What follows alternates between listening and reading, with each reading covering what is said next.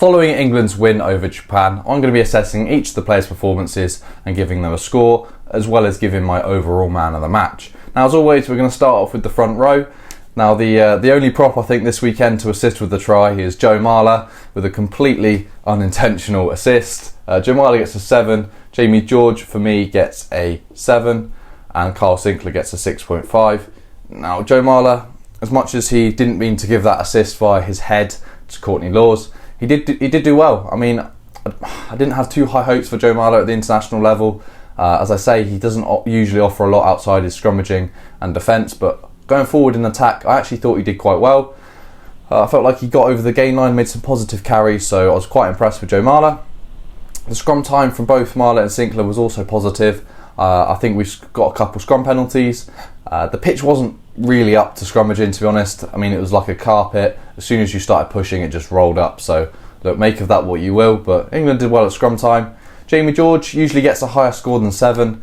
The line-out darts for England really did struggle a little bit in this game. Now, I don't know why that is. You know, they've got quite a familiar setup. But maybe sometimes it just happens. Maybe the conditions didn't help. But I recall England losing at least 3 line-outs, which, you know, if you do the maths in a top international game, you know, turning your ball over that much can be quite costly. Carl Sinclair, 6.5. Not a bad performance from Sinclair. A little bit quiet. Didn't get involved as much as I'd quite have liked. But look, generally a decent performance.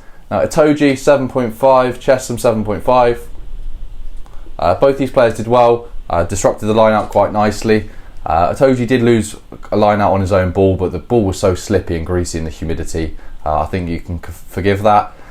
In terms of their major involvements in the game, really good turnover from Itoje down on the Japan 5 metre line at the line out, landed in the breadbasket of Ollie Chesham, charged to within a metre of the line, which then allowed Lewis Ludlam to go over. So good involvements there, which obviously has boosted their scores, and I was really impressed with Ollie Chesham. I thought he was getting involved a lot more. I thought his carries were good, and he just gets through a huge amount of work. Courtney Lawes did very well in this game once again, 7.5. He scored a really nice try also.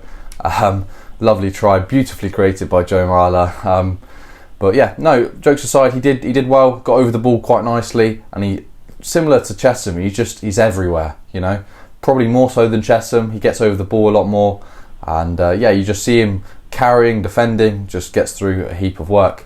Ben Earl, finally the Saracens boy that performed to a level in which I thought he could have. I thought he did incredibly well in this game.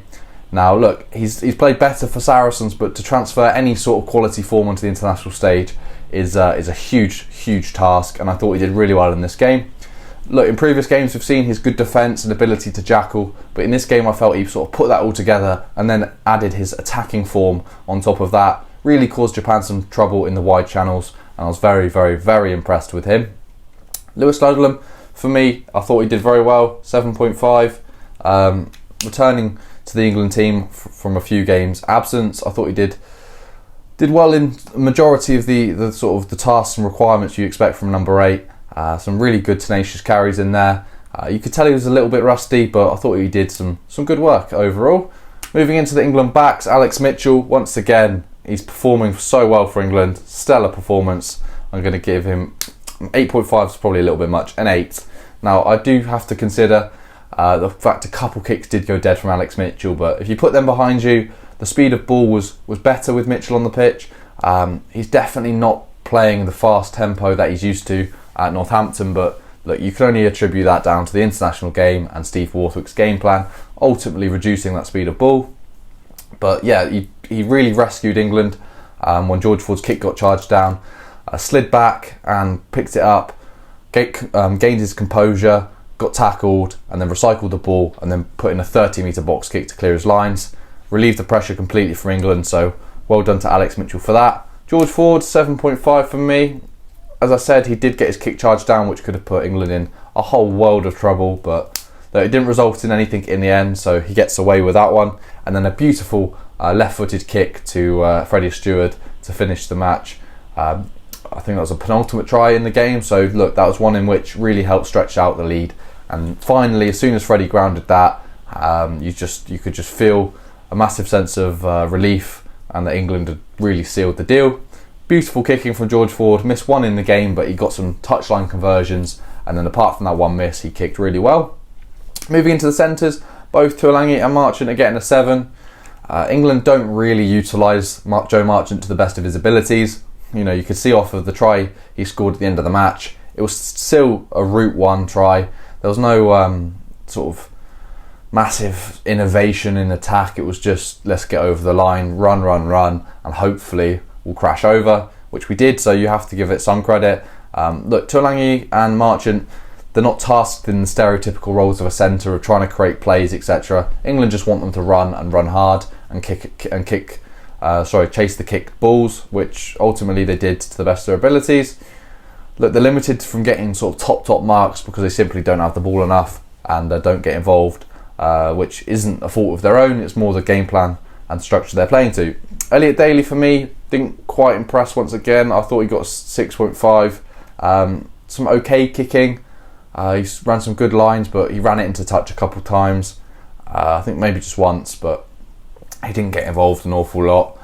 When he's running with the ball, unlike a sort of Caden Marler or a Joe Thockensinger, I don't have that sort of anticipation of thinking something's going to happen. So look, I feel for Daly a little bit. He's not quite playing in a position in which he probably favours at number 13, but he's getting selected, so he must be doing something right.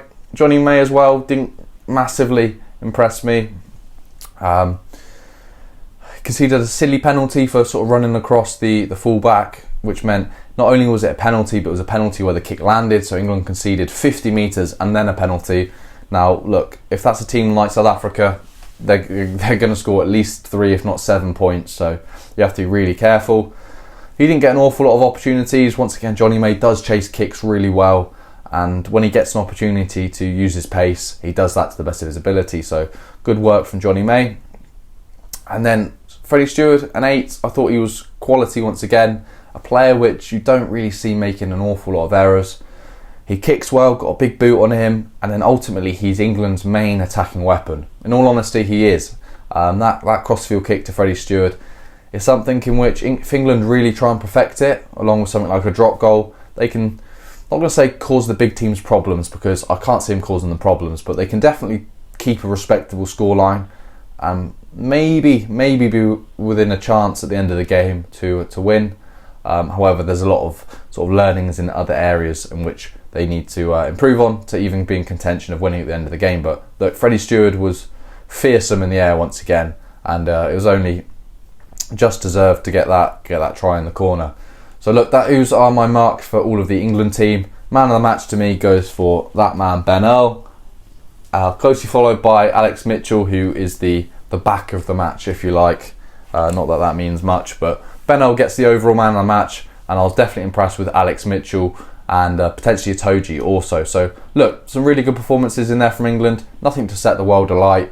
It was a very rainy, sort of humid pitch, so there wasn't an awful lot of opportunity for great attacking displays. But there you go, some solid scores all round. Nothing, once again, that impressive, but another win, 5 points for England, and we roll on to the next game. Let me know what you think of each of the individual performances. Are my scores fair? Have I underdone it? Have I overscored? Let me know in the comment section down below. As always, I'll get back to every single comment. But yeah, thank you very much for watching.